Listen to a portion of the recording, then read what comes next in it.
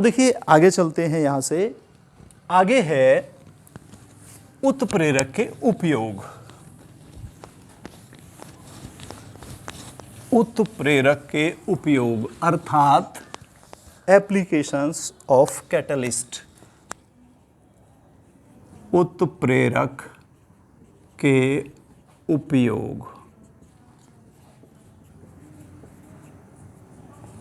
Applications of catalyst. उत्प्रेरक के, जैसा कि आप जानते हैं, बहुत से उद्योग धंधों में उत्प्रेरक बहुत आयत में प्रयोग किए जाते हैं और उनमें इनके जो मुख्य उदाहरण हैं वो इस तरीके से है, जैसे प्लेटिनम चूर्ण है, नंबर 2 आयरन चूर्ण है, नंबर 3 क्यूप्रिक क्लोराइड, नंबर 4 जैसे नाइट्रिक ऑक्साइड गैस है, जैसे अगला नंबर निकिल है, इससे आगे गर्म एल्यूमिना है, Al2O3 गर्म एल्यूमिना, जैसे नेक्स्ट नंबर सांद्र सल्फ्यूरिक एसिड है, कंसेंट्रेट H2SO4 है, या अगला पॉइंट निर्जल एल्यूमिनियम क्लोराइड। इससे आगे नंबर 9 है जल वाष्प, और नंबर 10 है अम्ल व क्षार। तो देखिए इन कुछ उदाहरणों के अंतर्गत हम इसका वर्णन करेंगे। नंबर 1 ध्यान से सुनिए। नंबर 1 है प्लेटिनम चूर्ण, नंबर 2 आयरन चूर्ण, number 3 cupric chloride, number 4 nitric oxide gas, और नंबर 5 निकिल चूर्ण, नंबर 6 गर्म alumina, number 7 concentrate sulphuric acid, number 8 निर्जल एल्यूमिनियम क्लोराइड, और नंबर 9 है जल वाष्प, और नंबर 10 अम्ल व क्षार। इनके अंतर्गत हम इनका उपयोग करके आपको इसे समझा सकते हैं। तो देखिए, जैसा नंबर 1 है प्लेटिनम चूर्ण। प्लेटिनम चूर्ण अनेक रासायनिक उद्योग धंधों में उत्प्रेरक के रूप में कार्य किया जाता है या प्रयोग किया जाता है। जैसे उदाहरण के लिए यह कॉन्टैक्ट मेथड में सल्फर डाइऑक्साइड और ऑक्सीजन के संयोग से सल्फर ट्राइऑक्साइड बनाने में प्रयोग किया जाता है, जिसका मुख्य उपयोग कॉन्टैक्ट मेथड या संपर्क विधि के द्वारा सल्फ्यूरिक एसिड बनाने में प्रयोग किया जाता है। जैसे इस विधि में सल्फर डाइऑक्साइड और ऑक्सीजन इस प्लेटिनम उत्प्रेरक की उपस्थिति में सल्फर ट्राइऑक्साइड बनाने के लिए प्रयोग किया जाता है, और ये बना हुआ जो सल्फर ट्राइऑक्साइड है ये जल के द्वारा अवशोषित करके इस तरीके से सल्फ्यूरिक एसिड, ये सिंपल तरीका है, मैकेनिज्म तो बड़ी है लेकिन आपको समझाने के लिए बहुत सिंपल तरीका है। तो ये जल के द्वारा सल्फर ट्राइऑक्साइड अवशोषित करके इस तरीके से सल्फ्यूरिक एसिड बनाया जाता है कॉन्टैक्ट मेथड के अंदर। इसके अलावा अल्कोहल के ऑक्सीकरण करने से फॉर्मेल्डिहाइड बनाने में इस प्लेटिनम उत्प्रेरक का यूज़ किया जाता है। जैसे मिथाइल अल्कोहल है CH3OH, इसका ऑक्सीकरण किया, ऑक्सीकरण करने पर प्लेटिनम उत्प्रेरक की उपस्थिति में तो ये फॉर्मेल्डिहाइड HCHO प्लस H2O, तो ये फॉर्मेल्डिहाइड बनता है, तो इसमें इसका उपयोग किया जाता है। इसके अलावा नाइट्रिक एसिड बनाने का जो अमोनिया के ऑक्सीकरण के द्वारा प्लेटिनम उत्प्रेरक की उपस्थिति में अमोनिया के ऑक्सीकरण द्वारा नाइट्रिक एसिड बनाया जाता है, उसमें भी ये उत्प्रेरक के रूप में प्रयोग किया जाता है। नेक्स्ट नंबर 2 है आयरन चूर्ण। इसका एक बहुत ही विख्यात एग्जाम्पल, जैसा मैंने अभी बताया था कि ये आयरन चूर्ण नाइट्रोजन व हाइड्रोजन आयरन उत्प्रेरक की उपस्थिति में अमोनिया बनाने में उत्प्रेरक के रूप में प्रयोग किया जाता है। आप इस तरीके से देखेंगे, nitrogen plus hydrogen is equal to 2NH3, इसमें आयरन का जो चूर्ण है ये उत्प्रेरक के रूप में प्रयोग किया जाता है। तो नंबर 3 आप देखेंगे क्यूप्रिक क्लोराइड। क्यूप्रिक क्लोराइड एक केमिकल है। ये क्यूप्रिक क्लोराइड क्लोरीन बनाने की डीकेन विधि में उत्प्रेरक के रूप में प्रयोग किया जाता है। इसमें क्या होता है कि जो HCl है, HCl का ऑक्सीकरण करते हैं किसकी उपस्थिति में, जो झामा पत्थर होता है प्यूमिस स्टोन, उसको क्यूप्रिक क्लोराइड में भिगोकर रख देते हैं और इससे क्लोरीन गैस का निर्माण होता है। तो ये ऐसे समझ लीजिए आप 2H2O, ये क्लोरीन गैस बनती है। क्लोरीन गैस बनाने की ये मेथड कहलाती है डीकेन विधि। तो अभी आपने समझा नंबर 3 पर क्यूप्रिक क्लोराइड कैसे यूज होता है। क्लोरीन बनाने की डीकेन विधि में ये क्यूप्रिक क्लोराइड उत्प्रेरक काम आता है। इसमें क्या करते हैं, जो हाइड्रोक्लोरिक एसिड है HCl, इसका ऑक्सीकरण करते हैं क्यूप्रिक क्लोराइड के उत्प्रेरक के द्वारा। नेक्स्ट नंबर है नंबर 4 नाइट्रिक ऑक्साइड गैस। इस नाइट्रिक ऑक्साइड गैस का भी बिल्कुल इसी तरीके से, देखिए सल्फ्यूरिक एसिड बनाने की 2 मेथड है मुख्यतः। एक तो कांटेक्ट मेथड जिसके बारे में मैंने अभी आपको बताया था ये, और दूसरी है लेड चैम्बर विधि या शीश कक्ष विधि। तो सल्फ्यूरिक एसिड बनाने की जो शीश कक्ष विधि है उसमें सल्फर डाइऑक्साइड और ऑक्सीजन के संयोग से सल्फर ट्राइऑक्साइड बनाने की प्रक्रिया में जो नाइट्रिक ऑक्साइड गैस है NO गैस, ये उत्प्रेरक के रूप में प्रयोग की जाती है या प्रयुक्त होती है, और जिसका इसी तरीके से उपयोग करके सल्फ्यूरिक एसिड बनाया जाता है। तो ये नाइट्रिक ऑक्साइड गैस भी इसी तरीके से यूज होती है। नेक्स्ट नंबर है नंबर 5 निकिल चूर्ण। निकिल चूर्ण उत्प्रेरक के रूप में काफ़ी प्रयोग किया जाता है। जैसे किस किस में आपने देखा होगा, ये जो वनस्पति घी होते हैं, वनस्पति घी बनाने में निकिल उत्प्रेरक का उपयोग किया जाता है।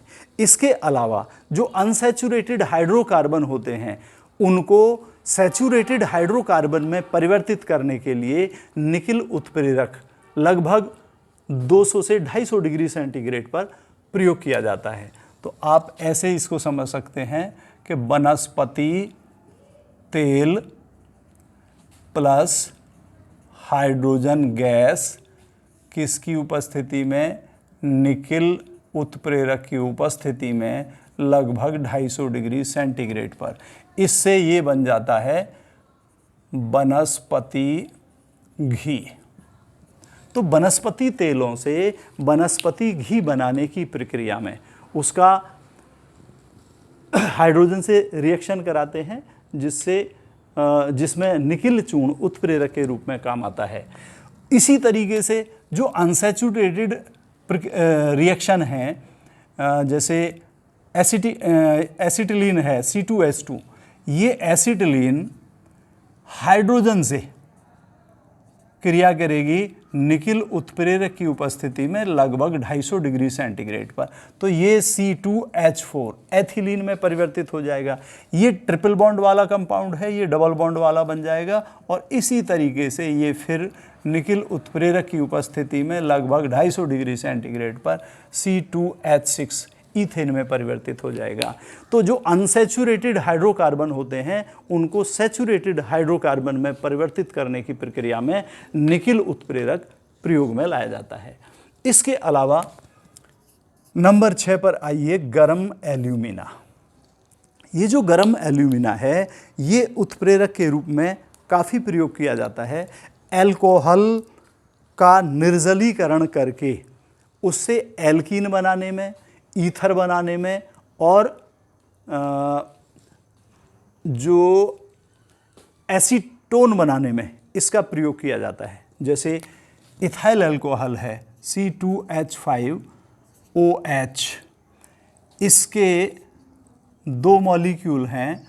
अब ये गरम एल्यूमिना Al2O3 की उपस्थिति में यदि लगभग 250 डिग्री सेंटीग्रेड पर इसको गर्म करते हैं तो 250 डिग्री सेंटीग्रेड पर गर्म करने पर ये ईथर में परिवर्तित हो जाता है। किस तरीके से, इसके 2 मॉलिक्यूल ले लेते हैं और 2 मॉलिक्यूल में से एक जल का मॉलिक्यूल मुक्त हो जाता है इस तरीके से, और ये डाई इथाइल ईथर प्राप्त होता है। अगर हम इस रिएक्शन को ऐसे भी समझा सकते हैं, देखिए मिथाइल अल्कोहल से CH3OH प्लस उल्टा करके हम लिख दें HOCH3। ये मिथाइल अल्कोहल के 2 मॉलिक्यूल हैं। अब हम एक H यहाँ से ले लें और OH यहाँ से ले लें, इस तरीके से सेम कंडीशन, और ये CH3O CH3 प्लस H2O, ये ऊपर वाला डाई इथाइल ईथर है और नीचे वाला डाई मिथाइल ईथर है। तो इस तरीके से अल्कोहल से ईथर प्राप्त करने में ये गर्म एल्यूमिना प्रयोग में लाया जाता है। इसी तरीके से जैसे एसिटिक एसिड है CH3COOH, इसके 2 अणुओं से एसीटोन प्राप्त करने की जो प्रक्रिया है उसमें भी इसी तरीके से यूज होता है। इसमें CH3 और CO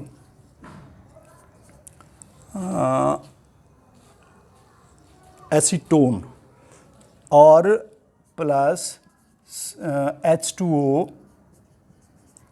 प्लस CO2, ये प्रक्रिया यहाँ पर देखिए CH3COOH CH3COOH, ये 2 अणु हैं। तो आप ऐसे समझें कि एक तो OH यहाँ से ले लीजिए और H यहाँ से ले लीजिए, एक जल का मॉलिक्यूल निकल गया, और एक यहाँ से CO2 ले लीजिए आप, इस तरीके से एक CO2 मॉलिक्यूल निकल गया, तो CH3CO CH3 क्या बच गया, एसीटोन। तो इस प्रक्रिया में भी क्या प्रयोग किया जाता है, ये गर्म एल्यूमिना। तो ये समझ में आया। ठीक इसी तरीके से है अगला 7वां नंबर, कंसंट्रेट H2SO4। अब देखिए यहाँ पर एक चीज़ और बता दूँ मैं अभी, ये पीछे वाले में जो गर्म एल्यूमिना वाला है, कि यदि ये टेम्परेचर 250 की बजाय लगभग 380 डिग्री सेंटीग्रेड पर है, तो 380 डिग्री सेंटीग्रेड पर ये एल्कीन बना देता है। यानी अगर हम C2H5OH गर्म एल्यूमिना Al2O3 लगभग 380 डिग्री सेंटीग्रेड, तो इसमें से एक जल का मॉलिक्यूल निकल जाता है H2O, और ये शेष बच जाता है C2H4 एल्कीन, अर्थात ये एथिलीन है या एथीन है, ये बच जाता है। तो अल्कोहल से एल्कीन प्राप्त करने की प्रक्रिया में भी गर्म एल्यूमिना उत्प्रेरक के रूप में कार्य करता है या प्रयोग में लाया जाता है। नेक्स्ट नंबर है 7, कंसंट्रेट H2SO4। ये बिल्कुल गर्म एल्यूमिना वाली ही प्रक्रियाएं हैं। कैसे, यहाँ समझ लीजिए।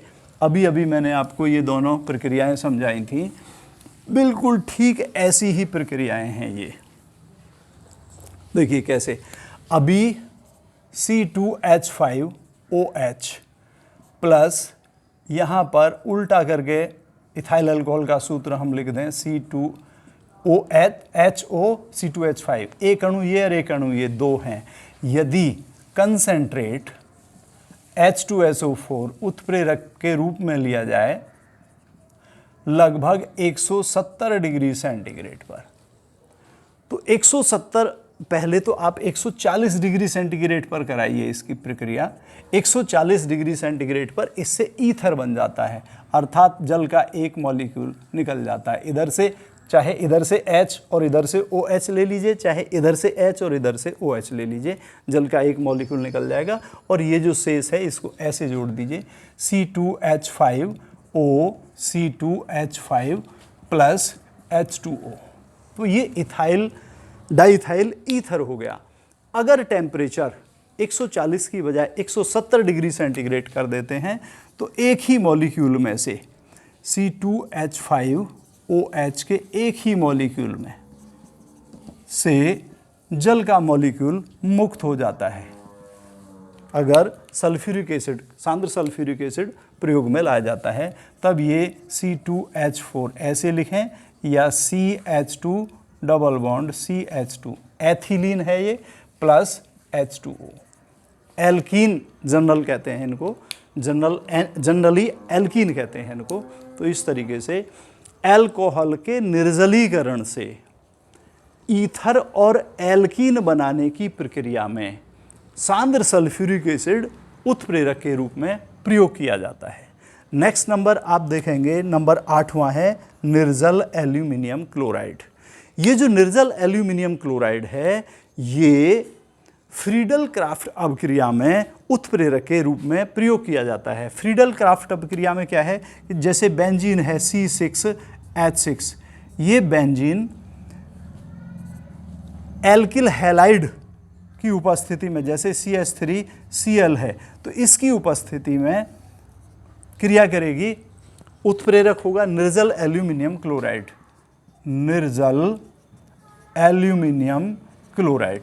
तो इसमें क्या होगा कि C6H5CH3 प्लस HCl, अर्थात एक H यहाँ से हटेगा, ये बेंजीन है C6H6, एक H हटेगा यहाँ से और उस हटे हुए H से ये Cl क्रिया करके HCl बना लेगा और ये बन जाएगा टॉल्विन। इसी तरीके से यदि C6H6 बेंजीन की रिएक्शन कार्बन मोनोऑक्साइड से निर्जल एल्यूमिनियम क्लोराइड की उपस्थिति में कराई जाए तो इस प्रक्रिया में ये बनेगा C6H5CHO, अर्थात बेंजल्डिहाइड बनेगा। अगर बेंजीन की क्रिया कार्बन डाइऑक्साइड से कराएं निर्जल एल्यूमिनियम क्लोराइड की उपस्थिति में, C6H6 plus CO2 is equal to, अब किसकी रिएक्शन है, निर्जल एल्यूमिनियम क्लोराइड, तो बेंजोइक एसिड बन जाएगा। सूत्र है C6H5COOH, ये कहलाता है बेंजोइक एसिड। तो ये प्रक्रियाएं होती हैं फ्रीडल क्राफ्ट अभिक्रिया में। तो जो मैंने बोला है उस पर ध्यान करना, हो सकता है यहाँ से नीचे का दिखाई नहीं दे रहा होगा इसमें, तो जो मैंने बोला है जैसे उस पर ध्यान रखना। अब नेक्स्ट नंबर है जल वाष्प। तो अनेक रासायनिक अभिक्रियाओं में जल वाष्प भी उत्प्रेरक के रूप में काम आता है। जैसे ये हाइड्रोजन गैस और क्लोरीन गैस जब आपस में क्रिया करती हैं तो इस क्रिया में हाइड्रोजन गैस और क्लोरीन गैस जल वाष्प की उपस्थिति में आपस में क्रिया करके हाइड्रोक्लोरिक एसिड बनाती हैं। तो इस प्रक्रिया में जल वाष्प उत्प्रेरक का कार्य करता है। ठीक इसी तरीके से जैसे अमोनिया है और HCl गैस है, ये भी जल वाष्प की उपस्थिति में अमोनियम क्लोराइड बनाती हैं NH4Cl। तो अनेक रासायनिक प्रक्रियाओं में जो जल वाष्प है वह भी उत्प्रेरक के रूप में प्रयोग की जाती है। अम्ल और क्षार हैं। ठीक इसी तरीके से जो एस्टरों का जल अपघटन है वो अम्लों और क्षारों की उपस्थिति में किया जाता है। तो एस्टरों के जल अपघटन में अम्ल और क्षार उत्प्रेरक के रूप में काम आते हैं। जैसे CH3COO-C2H5 इथाइल एसीटेट है। इथाइल एसीटेट का जल अपघटन किया जाए, अम्ल की उपस्थिति में है तो आप एचाइन करके लिख सकते हैं। तो ये प्रक्रिया इस तरीके से होती है CH3COOH plus C2H5OH, acetic acid और इथाइल अल्कोहल। ठीक इसी तरीके से ये प्रक्रिया बेस की उपस्थिति में होती है। तो CH3COOC2H5 प्लस H2O जल अपघटन कर रहे हैं किसकी उपस्थिति में, बेस की। तो उसके लिए हम OH आयन यहाँ दिखा सकते हैं। बिल्कुल सेम रिएक्शन होती है, CH3COOH प्लस C2H5OH, अर्थात एसिटिक एसिड और इथाइल अल्कोहल बन जाते हैं। तो इस तरीके से आपने देखा उत्प्रेरक के उपयोग बहुत सारे उद्योग धंधों में किए जाते हैं। धन्यवाद।